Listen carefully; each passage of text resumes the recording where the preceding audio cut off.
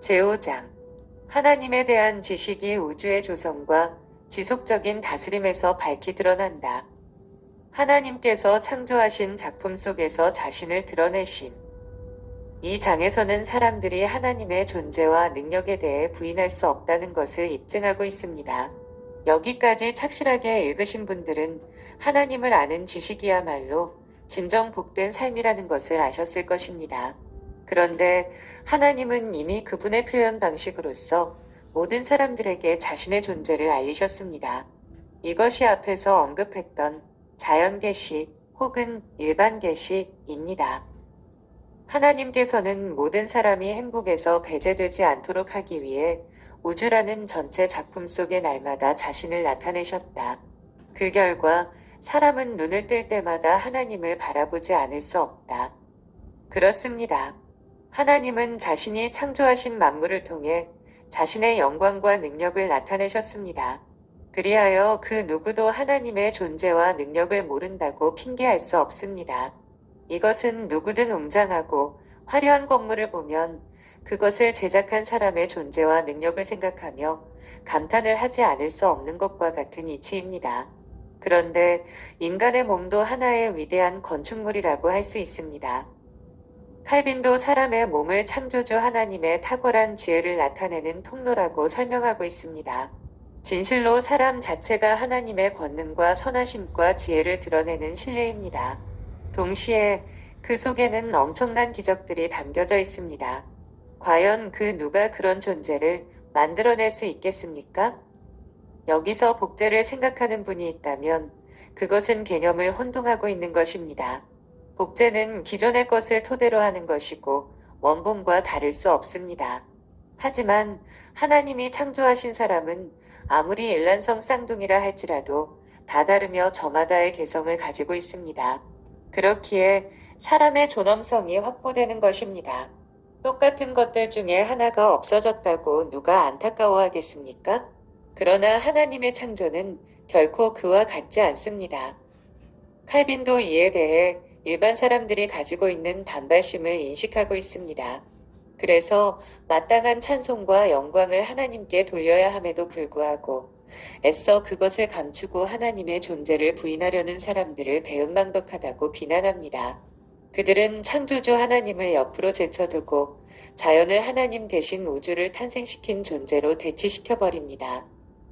그리고 특정되지 않은 모든 피조물을 마치 본연의 능력을 스스로 가지고 있는 것처럼 미화시키거나 신격화시켜버립니다.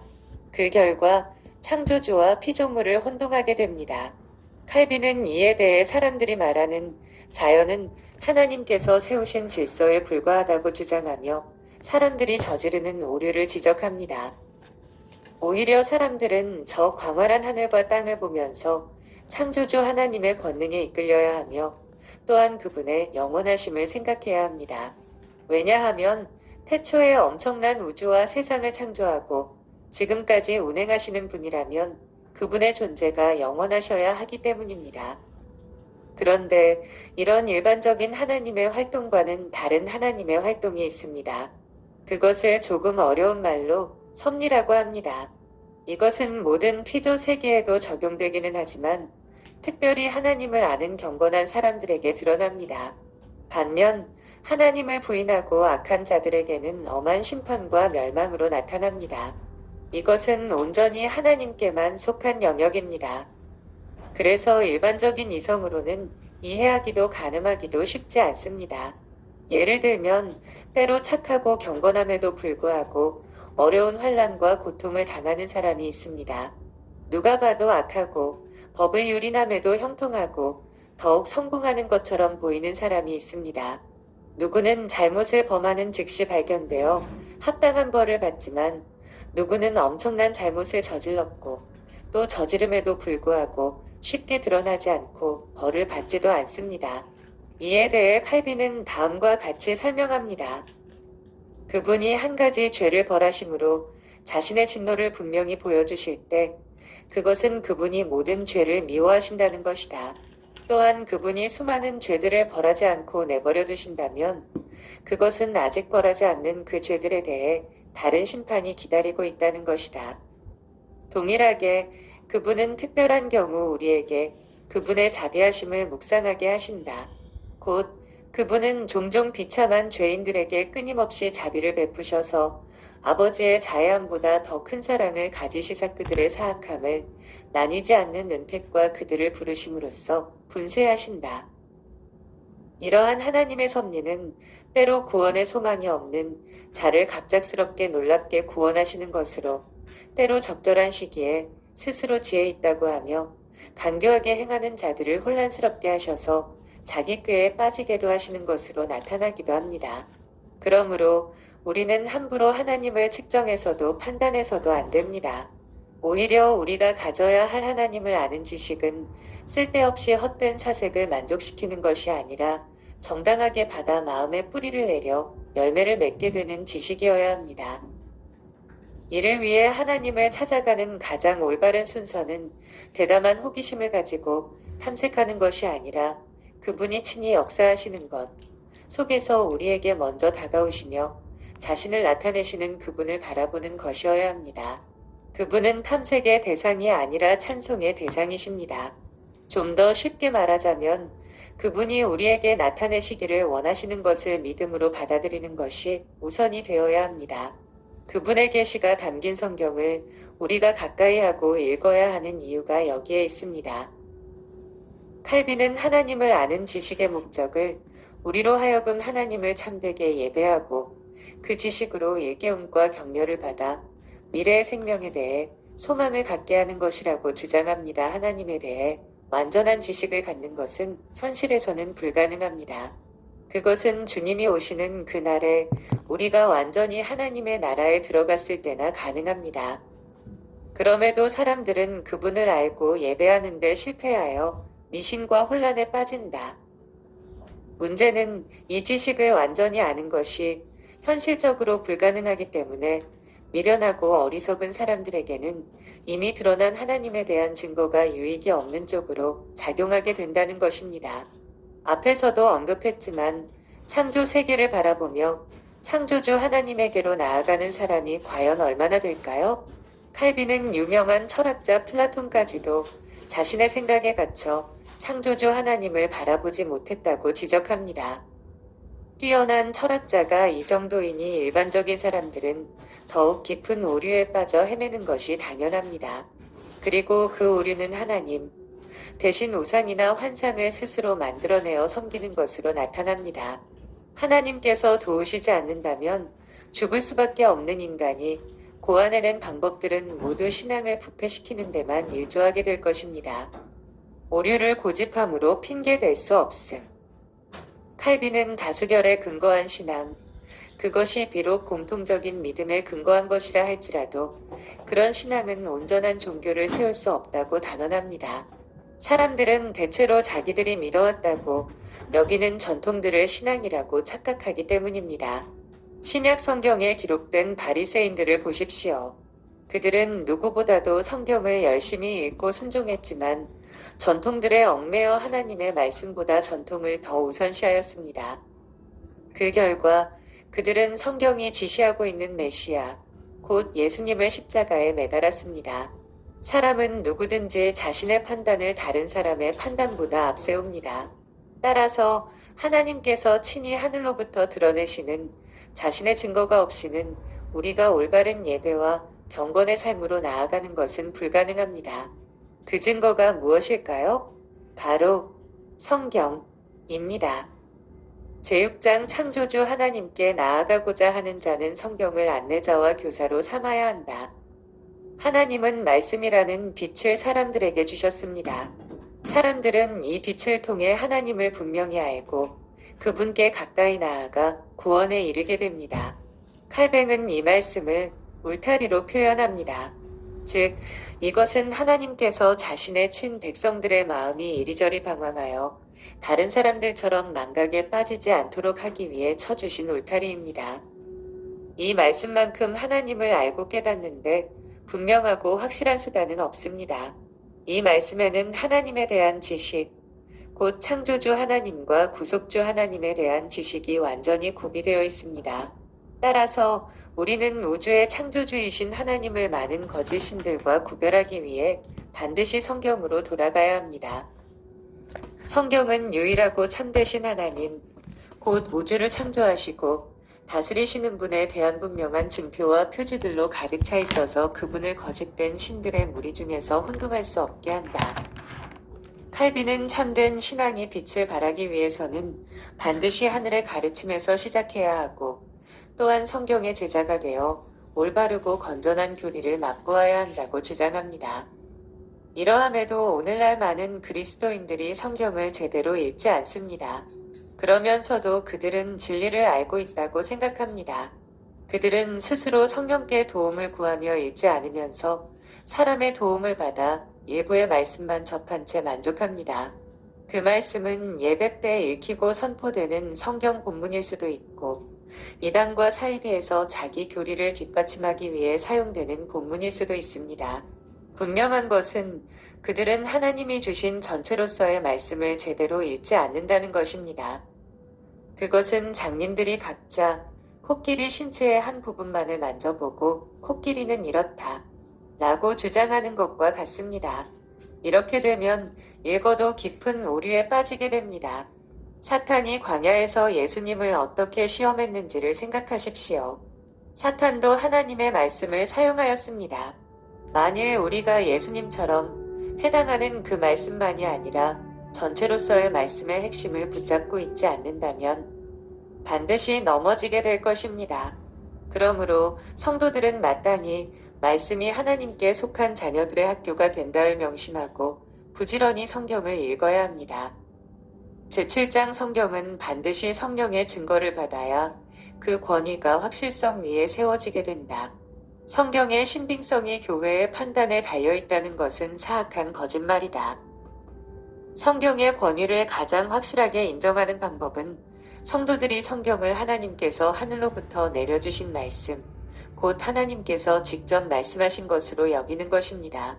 칼빈 당시에는 오직 교회의 동의가 있어야만 성경으로서 가치를 인정받게 된다는 오류가 널리 퍼져 있었습니다. 언뜻 생각해보면 성경을 인정한 것은 교회의 권위 있는 사람들의 결정에 따른 것이므로 맞는 것 같습니다. 여기서 잠시 성경이 정경화한 역사를 간략하게 살펴보겠습니다.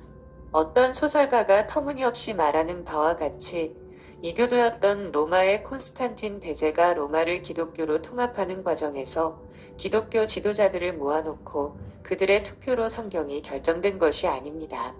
일단 구약 성경 39권은 큰 무리 없이 정경으로 인정되었습니다. 왜냐하면 유대인들이 이미 이것을 정경으로 인정했기 때문입니다. 예수님의 초기 제자들도 유대인들이 다수였습니다.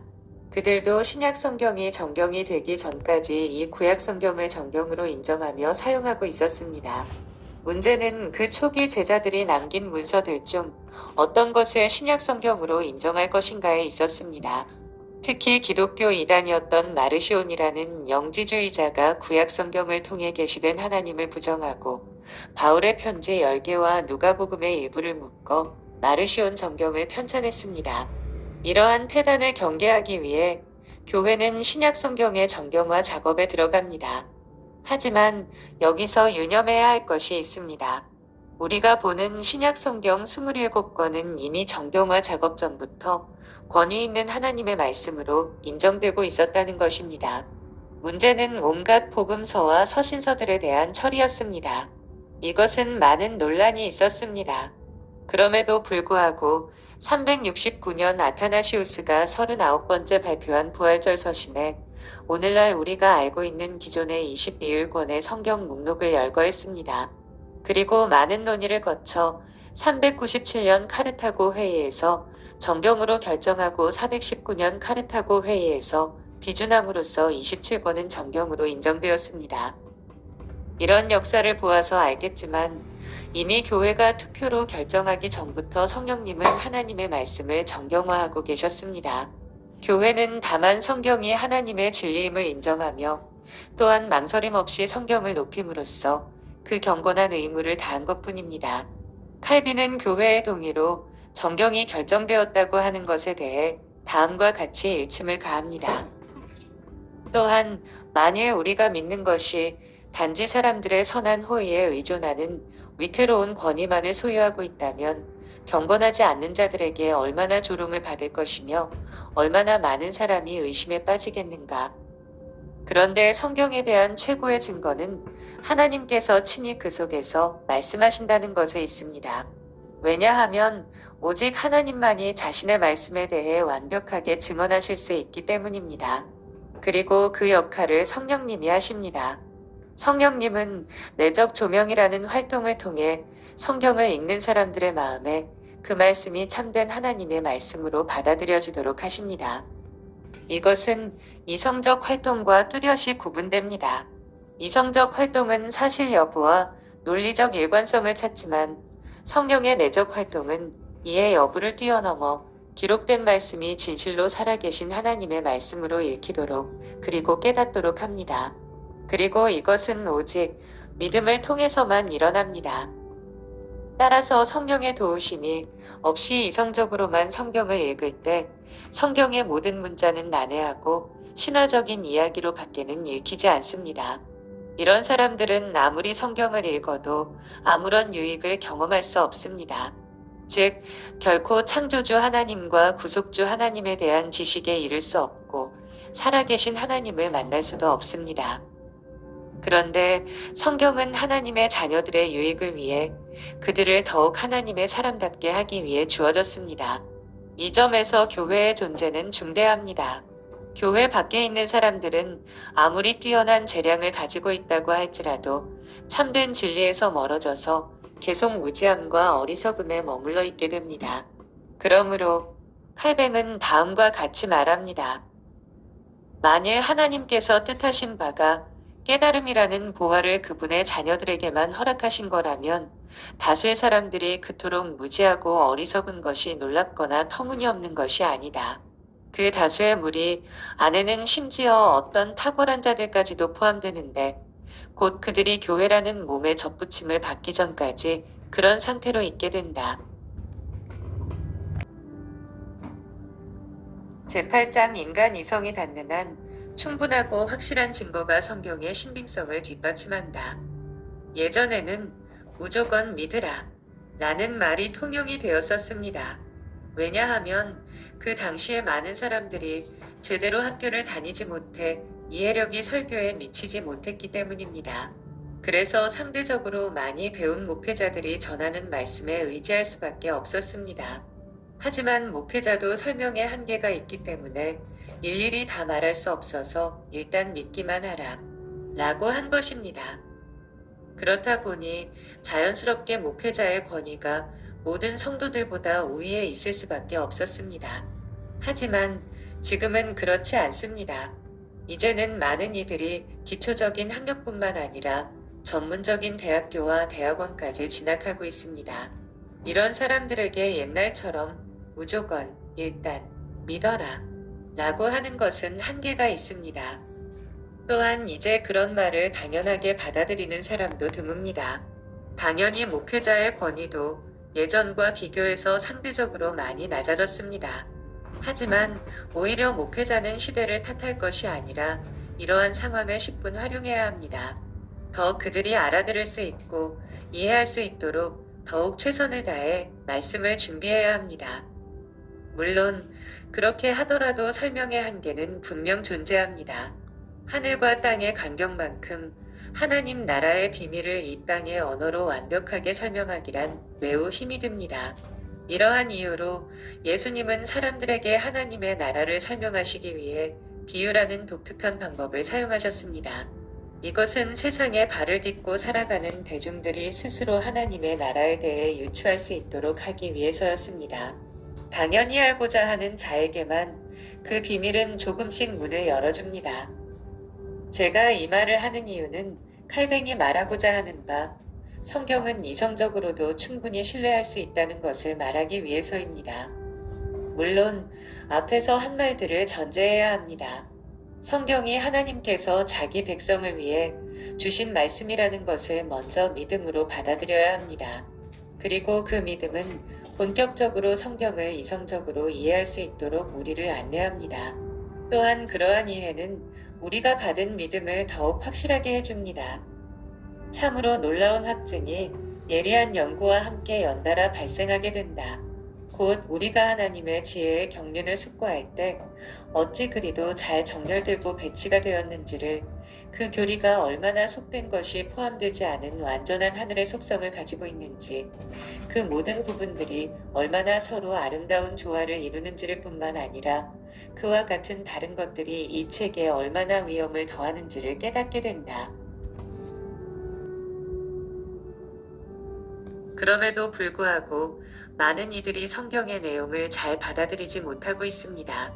그런 분들 대부분은 성경을 이스라엘 민족의 신화로 보는 경향이 있습니다. 가장 큰 이유는 성경에 기록된 사건들이 현실적으로 납득이 되지 않기 때문입니다. 특별히 하나님께서 모세를 통해 이집트에 내린 기적들은 과학적 이론을 뛰어넘는 것들이 대부분입니다. 하지만 만일 모세가 사실대로 기록하지 않았다면 과연 이스라엘의 후손들이 그 조상들의 잘못을, 그들에 대한 비방과 저주를 가감없이 쓴 것을 보고 분노하지 않았을까요? 그러나 그 내용은 고스란히 후세대를 통해 전달되었습니다. 이것은 그들도 기록된 말씀이 사실이며 하나님의 말씀이라는 것을 인정했기 때문입니다. 기적 또한 마찬가지입니다. 만일 모세가 홀로 그런 내용을 지어서 썼다면, 그리고 그것을 담대하게 회중들 앞에서 선포했을 때 왜 저항한 기록이 없을까요? 하나님과 모세에 대해 저항한 기록은 다 기록되었는데 말입니다. 이것은 그 모든 사건이 참이라는 것을 뜻합니다. 따라서 우리는 성경의 내용만을 이성적으로 판단할 것이 아니라 그 성경의 내용이 그렇게 기록되고 지금까지 보존된 이유를 이성적으로 생각해야 합니다. 선지자들의 예언도 마찬가지입니다. 오늘날은 역사 비평, 문헌 비평, 편집 비평 등 비평학이 널리 알려져서 성경을 난도질하는 것이 자연스러워졌지만, 그럼에도 불구하고 부인할 수 없는 사실이 있습니다. 이스라엘 민족들이 그토록 거부했던 예언들이 그대로 이루어졌다는 것입니다. 예를 들어 예레미야는 귀를 막고 거부하는 남유다 백성들에게 그들의 파멸꽃 바벨론 군대에 의해 잔인하게 유린될 것을 예언했습니다. 당시 수많은 거짓 선지자들은 나라가 반드시 회복될 것이라고 예언하며 백성들을 위로하고 즐겁게 했습니다. 그러나 예레미야는 파멸을 확신있게 선포했으며, 또한 그 파멸 뒤 70년 뒤에 다시 고향으로 돌아오게 될 것도 예언했습니다. 누구의 예언이 이루어졌습니까? 예레미야의 예언이 그대로 실현되었습니다. 그 밖에 다른 하나님의 선지자가 예언한 것들도 마찬가지입니다. 그들은 도저히 그 상황에서는 받아들일 수 없는 하나님의 말씀을 선포했었으나 역사는 그들의 예언이 진실임을 증명해 주었습니다. 칼빈은 성경의 내용들 외에도 한 가지를 더 신빙성의 근거로 듭니다. 그것은 성경이 놀랍도록 잘 보존되었다는 것입니다. 유대인들은 그들의 역사에서 엄청난 시련을 겪었습니다. 그렇지만 그들은 성경을 잘 지켰고 그것을 위해 자신의 목숨도 바쳤습니다. 구약 성경뿐만 아니라 신약 성경도 마찬가지입니다. 사탄은 모든 세월 동안 성경을 파괴시키고 변질시키며 사람들의 기억에서 지워버리기 위해 온갖 노력을 기울였습니다. 하지만 성경은 지금도 그대로 전해지고 있습니다. 이것이 얼마나 위대한 일인지는 무신론자였다가 목사가 된 스트로베리 쓴 예수는 역사다의 세 번째 장을 보면 알 수 있습니다. 현존하는 신약 성경의 사본은 5,000개가 넘습니다. 중요한 것은 가장 오래된 사본과 가장 최근의 사본을 비교했을 때 시간적 간격이 상당함에도 거의 틀리지 않는다는 것입니다. 스트로벨은 성경이 지닌 순수성이 99.5%나 된다고 합니다. 여기서 순수성이라 함은 사본을 옮겨 적을 때 흔히 일어날 수 있는 개인 주석이나 그와 비슷한 간섭이 없는 정도를 의미합니다. 무엇보다 많은 믿음의 사람들이 이 성경의 내용을 확신하여 기꺼이 박해를 받거나 순교의 자리로 나아갔습니다. 만일 참되지 않다면 어찌 그렇게 할 수 있었겠습니까? 이 모든 증거는 성경이 참된 하나님의 말씀이며 하나님께서 친히 보존하시고 지키시는 말씀이라는 것을 우리에게 보여줍니다.